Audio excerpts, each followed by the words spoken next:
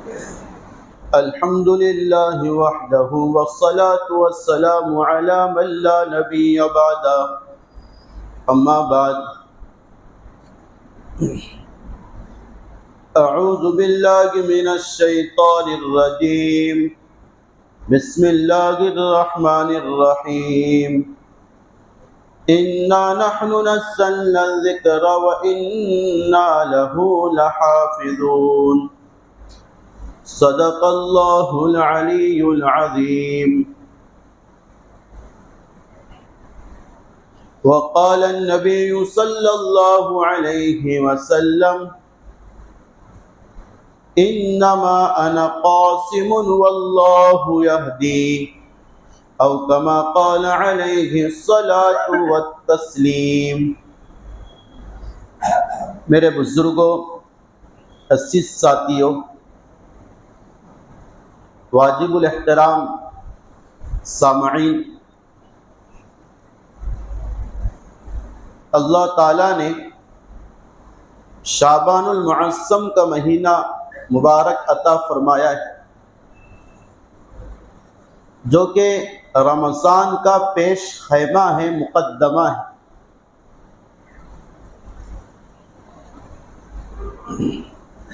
اس میں اگر اعمال کی کثرت ہو اور اس میں اگر دین کی طرف دلچسپی ہو تو رمضان میں انشاءاللہ یقیناً آسانی ہوگی۔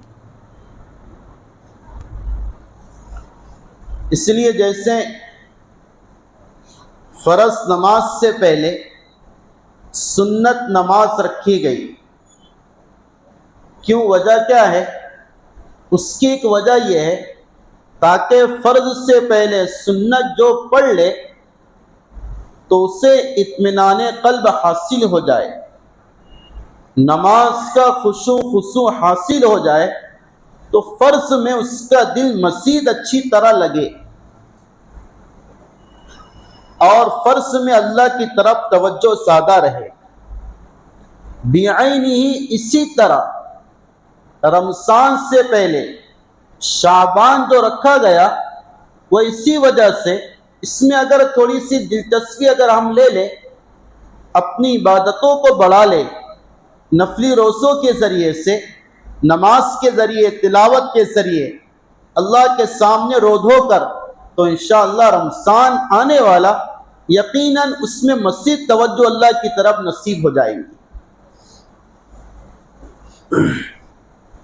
اس لیے ہمیں سے ہر ایک کی ذمہ داری ہے، ہم اس مہینے میں اپنی مصارف اور اپنی مشغولیات کو کم کر کے اور رمضان کی تیاری کر کے رمضان کے آنے کا انتظار کریں، شعبان کے مہینے کی تاریخوں کو شمار کریں اور اللہ کی طرف متوجہ ہو۔ اس کے بعد بزرگوں، دوستو، مجھے آپ سے جو آج چند باتیں عرض کرنا ہے وہ ایک اہم بات یہ ہے، اس ملک پر اللہ تعالیٰ کے 3 بڑے احسانات ہیں۔ پہلا احسان دارالعلوم دیوبند، دوسرا احسان نظام الدین، اور تیسرا احسان جمعیت علماء ہند۔ یہ 3 احسان ہندوستان پر اللہ کی طرف سے ہے۔ باطل یہ چاہ رہا ہے کہ کسی بھی طرح یہ 3 بنیادوں کو جڑ سے اکھاڑ دے تاکہ اس ملک پر ان کا مکمل طریقے سے تسلط اور غلبہ ہو جائے۔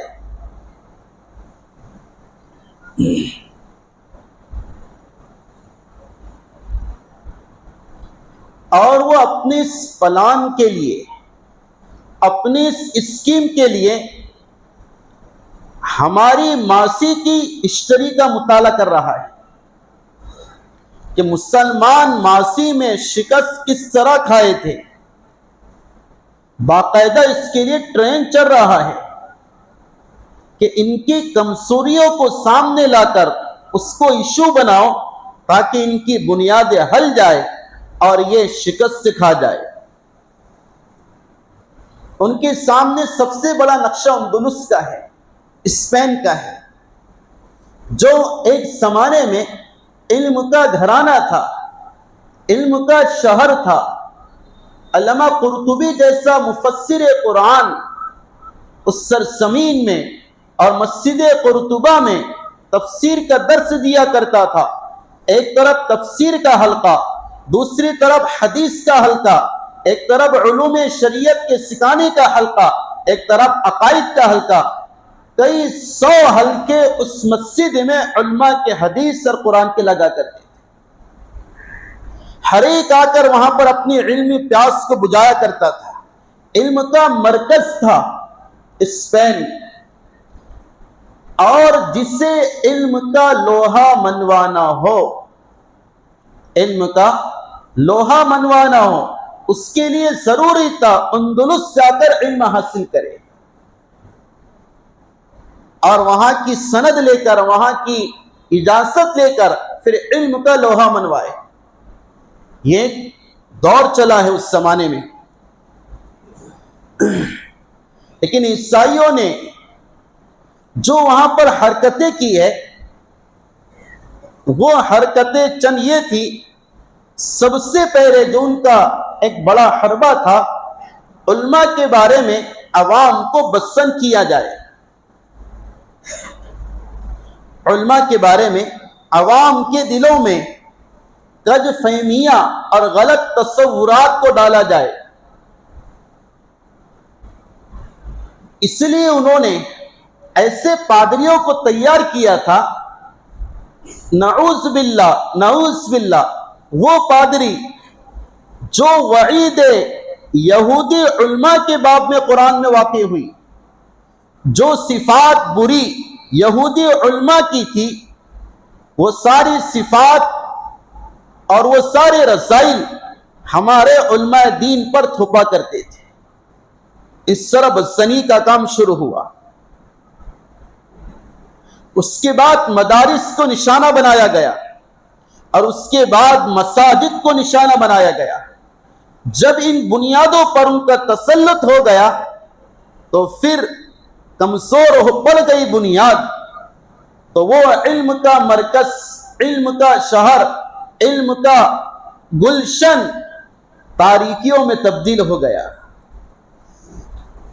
جو سرزمین دنیا پر سب سے بڑی مسجد شمار ہوتی تھی، مسجد قرطبہ، جس کے 4000 پلر ہیں، اس بڑی مسجد میں ایک بھی عالم اور حافظ نظر نہیں آنے لگا تھا۔ نہ وہاں علمی سلسلہ تھا اور نہ کوئی شریعت کے علوم کے سکھانے کا کوئی سرچشمہ تھا، سارا برباد ہو گیا۔ انہوں نے پلاننگ ایسی کی تھی، حتیٰ کہ اس مسجد میں سوروں کو بھی لایا گیا۔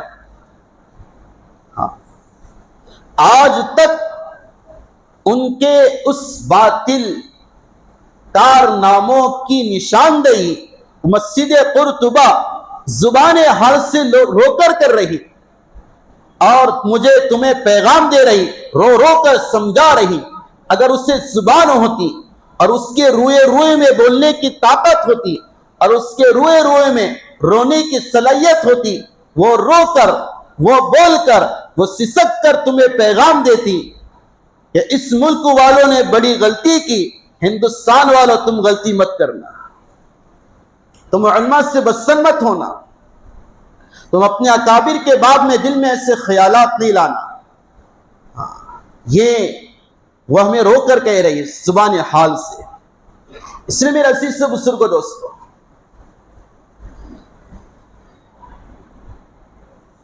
ہمارے ہندوستان کے مدارس، مراکز اور مساجد، یہ ہمارے دین کے قلعے ہیں، ایمان کی حفاظت کے درس گاہیں ہیں۔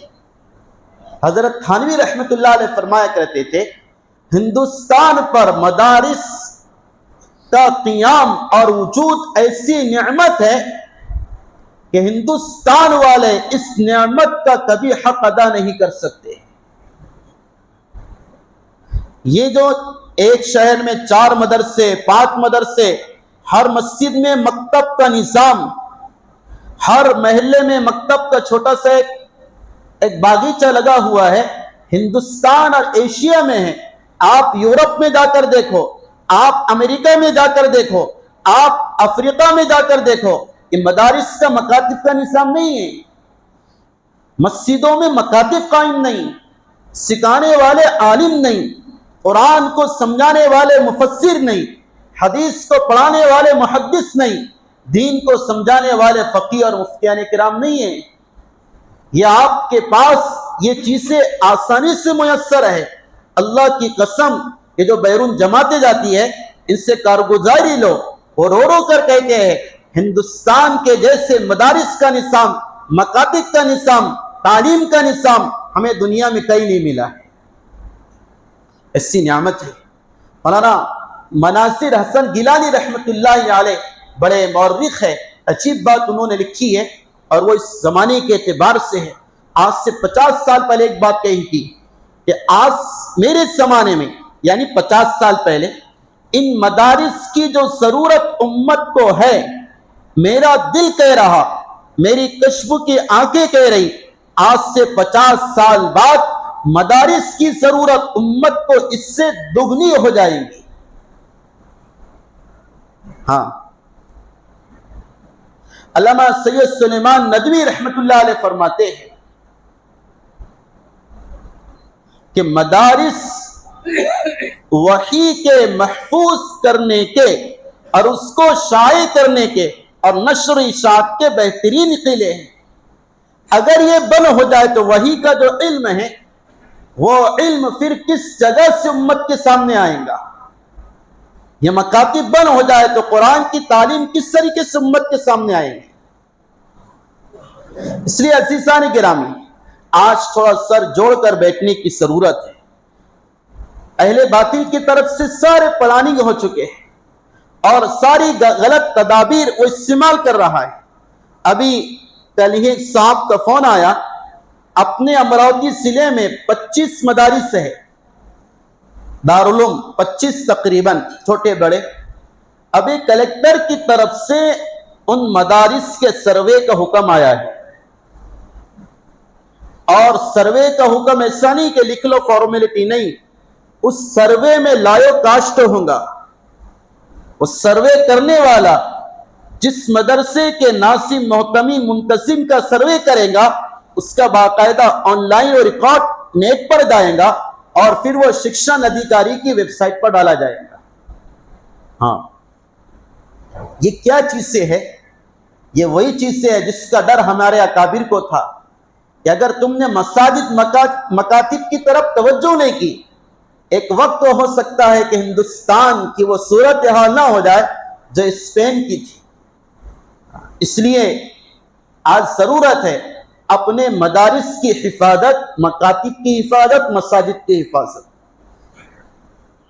چونکہ ان مدارس کا سلسلہ صرف دارالعلوم دیوبند سے شروع نہیں ہوتا، یہ تو صفا کے چبوترے سے شروع ہوتا ہے۔ سب سے پہلا مدرسہ صفا تھا، اس میں معلم جناب رسول اللہ صلی اللہ علیہ وسلم تھے۔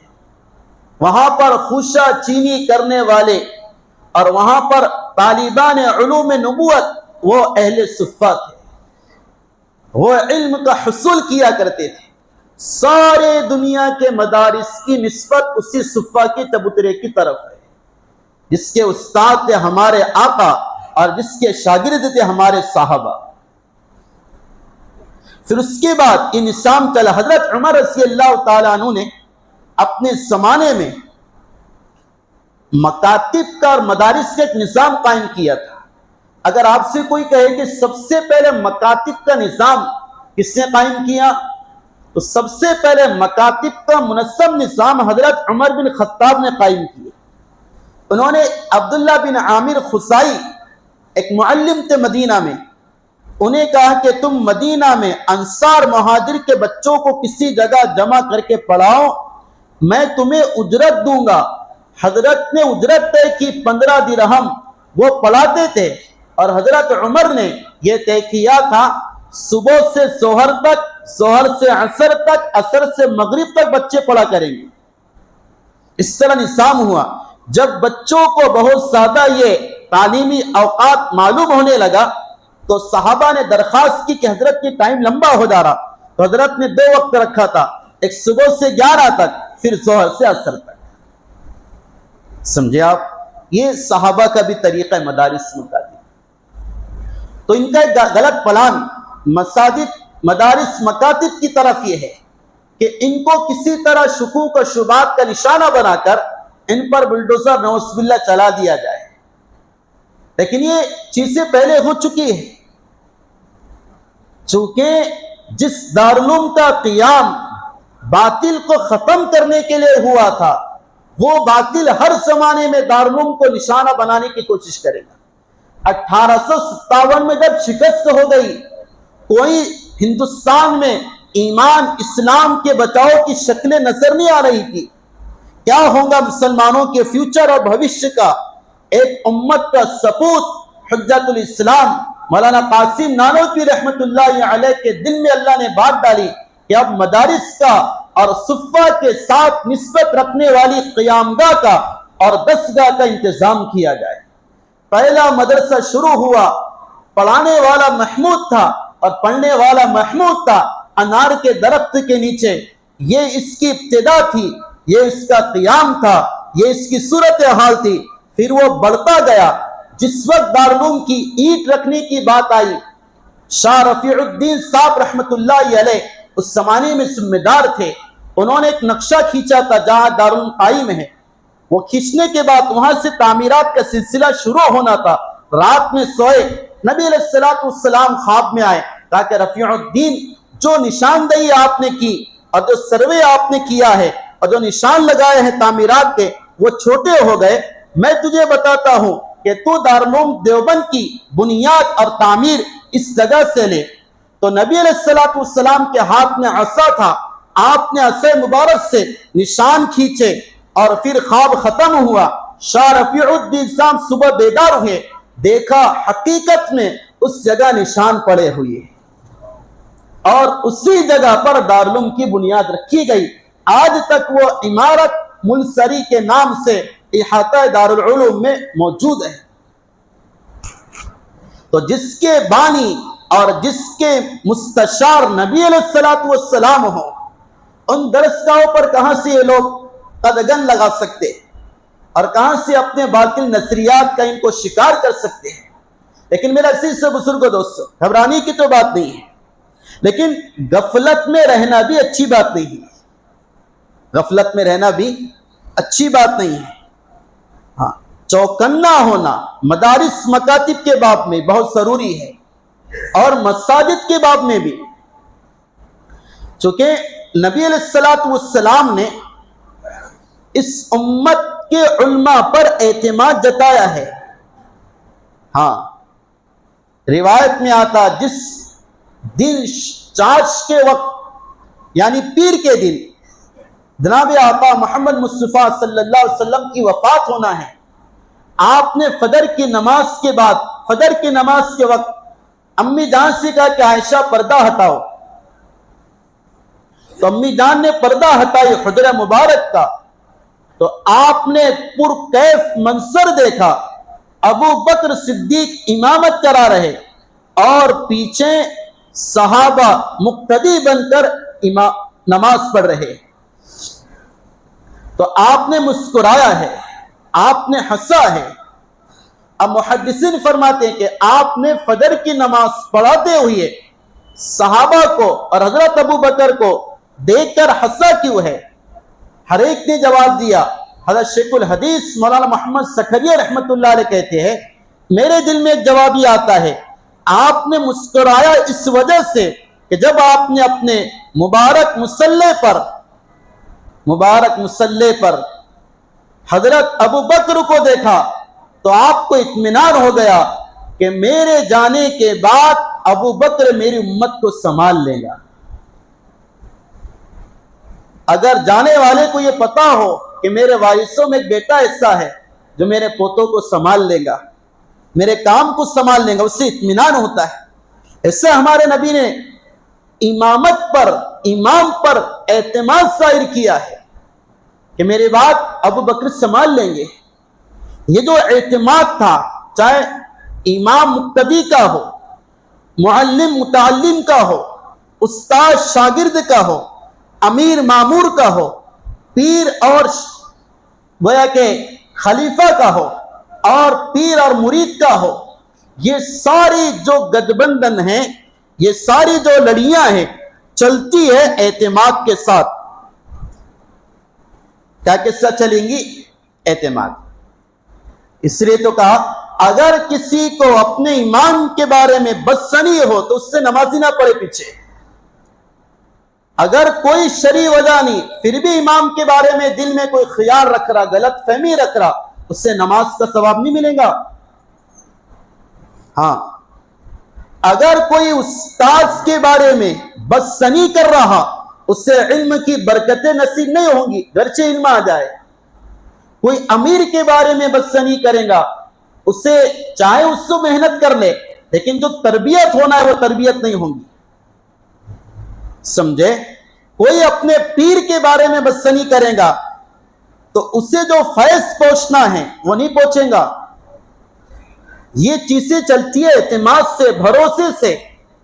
ہاں، اور باطل آج اسی کو کاٹنا چاہ رہا ہے کہ عوام اور علماء کا درمیان میں جو اعتماد کی یہ سنگ میل ہے اور یہ دیوار ہے، اسے توڑ دو، ان کو ہٹا دو، منتشر ہوں گے، اور پھر یہ جو چاہے کریں گے۔ کوئی حرام میں مبتلا ہوگا، کوئی سود میں مبتلا ہوگا، کوئی شبہات میں مبتلا ہوگا، کوئی شرک میں مبتلا ہوگا، کوئی ارتداد میں مبتلا ہوگا، کوئی خرافات میں مبتلا ہوگا، کوئی بدعات میں مبتلا ہوگا، کوئی رسومات میں مبتلا ہوگا، اور کوئی دوسروں کی جائیداد ہڑپ کرنے میں مبتلا ہوگا۔ اگر یہ اعتماد ہٹ گیا تو اس لیے بزرگوں دوستو، حضرت نبی علیہ السلام نے اہل علم کی قدر بتائی۔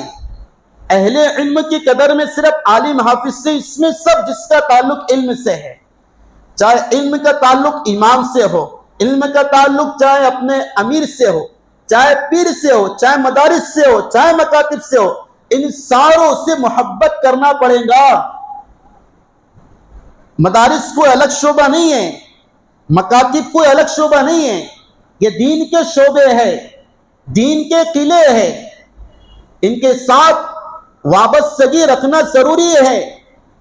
اگر ہم نے نظر ہٹائی، وہ برتاؤ کیا جو اندلس میں ہوا تھا عوام کا علماء کے ساتھ، اللہ نہ کرے بہت جلد وہ وقت آ سکتا ہے کہ ان مدارس کا بھی وہ حشر جو اندلس کے مدارس کا ہو، کہ ان مدارس میں سور اور خنزیر کو باندھا گیا تھا۔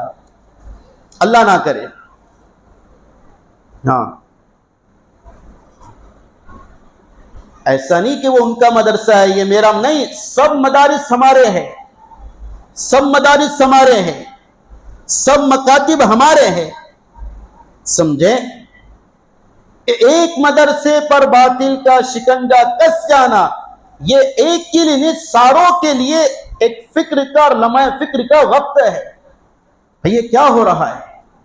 ہماری کم توجہ، ہماری دوری کہ باطل کو ان سے قریب نہ کر دے۔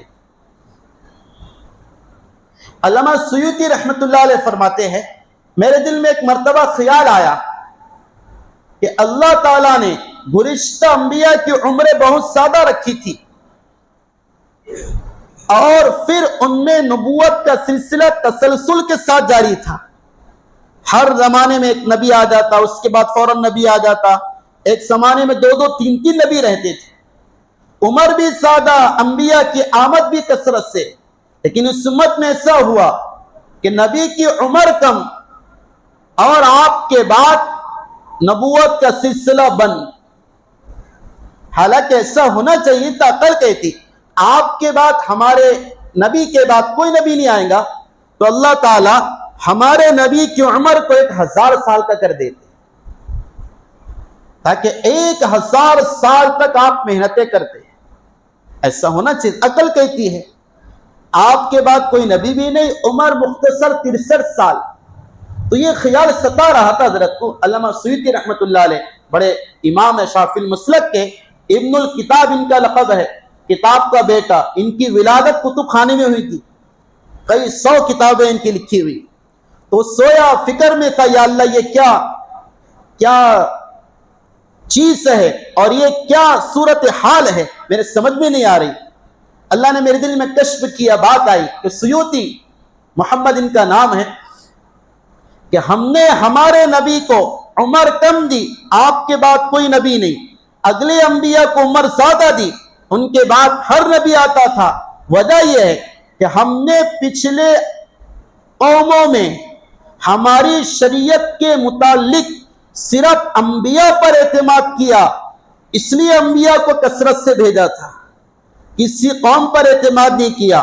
और इस उम्मत के बारे में नबी को उम्र कम दी, आपके बाद नबी नहीं रखा, चूंकि मुझे इस उम्मत के उल्मा पर एतमाद था कि नबी के जाने के बाद शरीयत को संभाल लेंगे। अल्लाह को भी एतमाद है।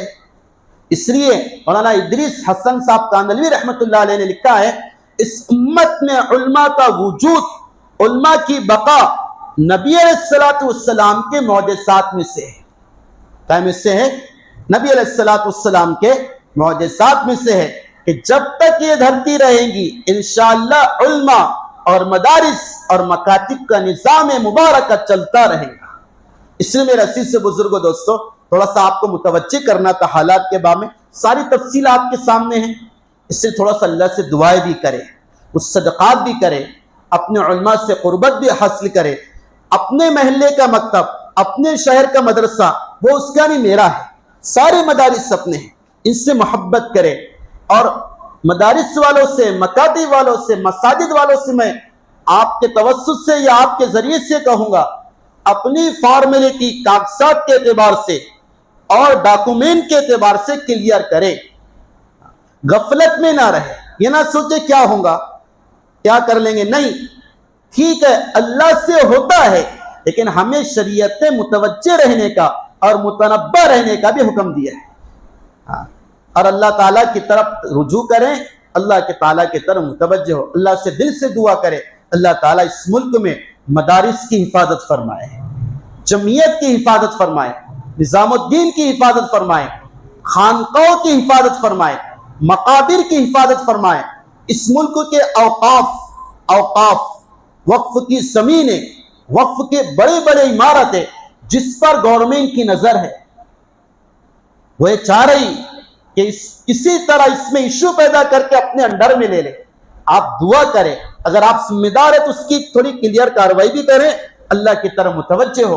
अल्लाह इन तमाम चीजों की हिफाजत फरमाए। वमा अलैना इल्लल बलागुल।